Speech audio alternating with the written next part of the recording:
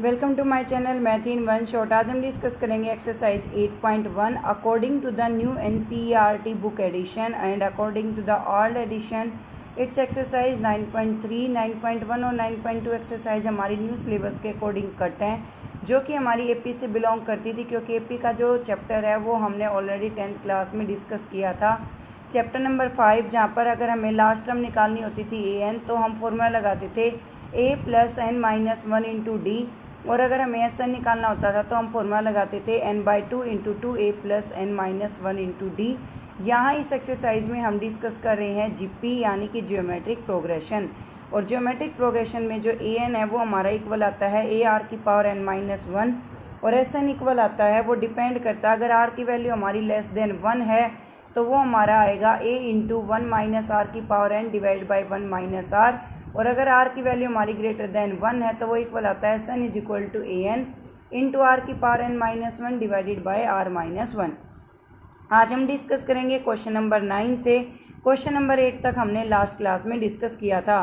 Question number 9 में हमारी first term दे रखी है 1, फिर है -a, फिर है a², फिर है -a⁻3।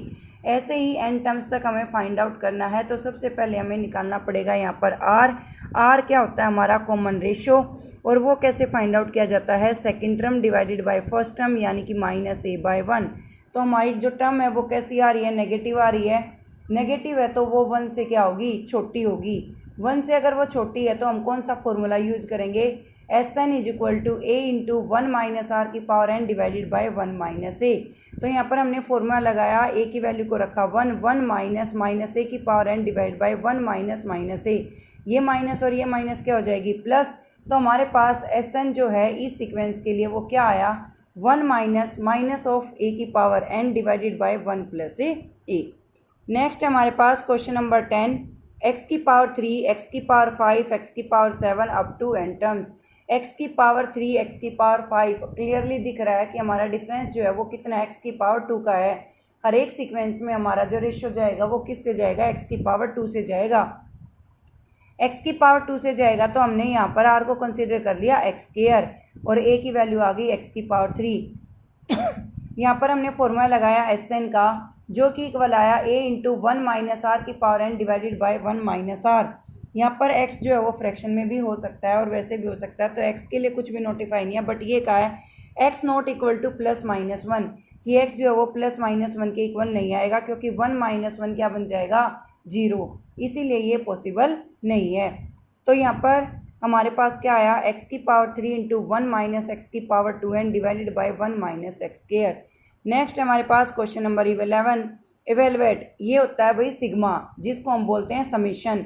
k = 1 to 11, यानी कि k की वैल्यू हमें कहाँ से कहाँ तक पुट करनी है, 1 से लेकर 11 तक पुट करनी है। चाहे तो आप स्टार्टिंग में ही रख लो और लास्ट टर्म निकाल लो, एक मेथड तो वो है, और इन सभी को ऐड कर दो। दूसरा मेथड क्या आपके पास, कि हम 2 को तो 11 बार अलग से कर देंगे ऐड, ठीक है, 2 को तो 11 बार अलग से ऐड कर देंगे और 3 की सीक्वेंस को अलग निकाल देंगे, यानी कि 2 × 11 तो कितना हो जाएगा, 22।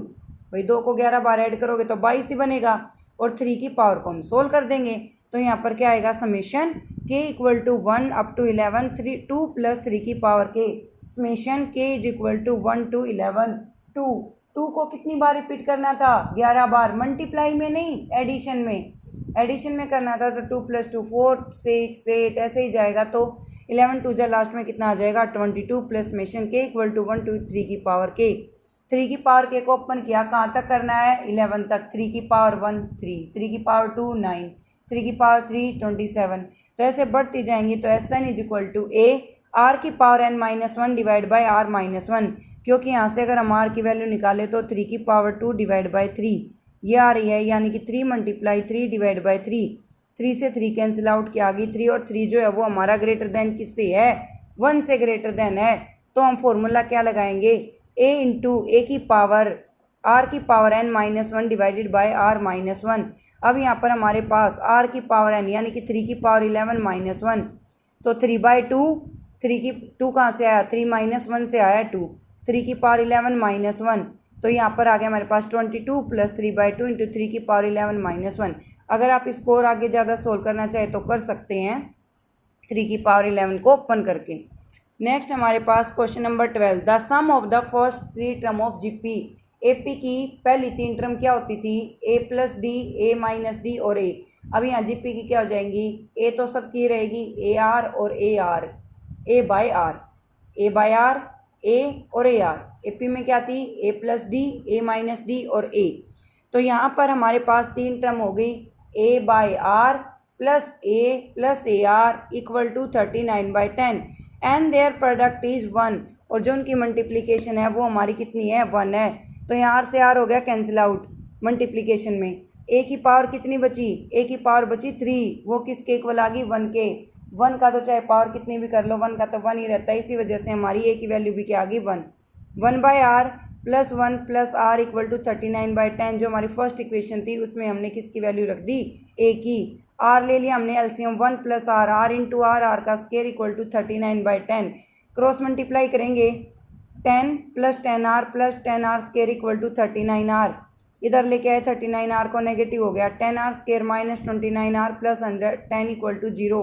अब हम मिड टर्म स्प्लिट मेथड लगाएंगे कि हमें 2 ऐसे नंबर चाहिए जिनकी मल्टीप्लाई तो 10 × 10 यानी कि प्लस का 100 आए और एडिशन सब्ट्रैक्शन आए माइनस का 29। तो क्या क्या आएंगे? माइनस का 25 और माइनस का 4।